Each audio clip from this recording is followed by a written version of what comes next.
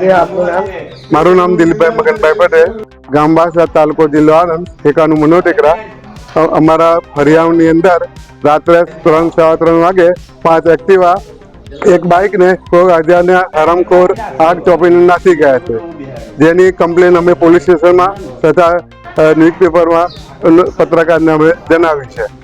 અને આ સાથે અમારા અગાઉ બી દિવસે 1:30 વાગે 2 એક્ટિવા આંગણવાડી પાસે સળગાવ્યા હતા અને મોટી ખડકીમાં બી સળગાવ્યા હતા, જેનો નિકાલ આજ દિન સુધી હજી આવ્યો નથી કે નથી કોઈ ચોર પકડાયા કે નથી કોઈ પકડાયા. તો આ માટે અમારી સામે ઘટતું કરવા પ્રયત્ન કરશો. દાદી એમ બોલી. આપનું નામ અને શું ઘટના બની છે? વાત પટેલ રમેશભાઈ અંબાલાલભાઈ પટેલ, વાસદ, મનોટેકરા. રાતે 3 વાગે અજાણ્યા વ્યક્તિએ સ્કૂટર હળગાવી દીધો હતો અને અત્યાર સુધી કોઈ પત્તો લાગ્યો નથી.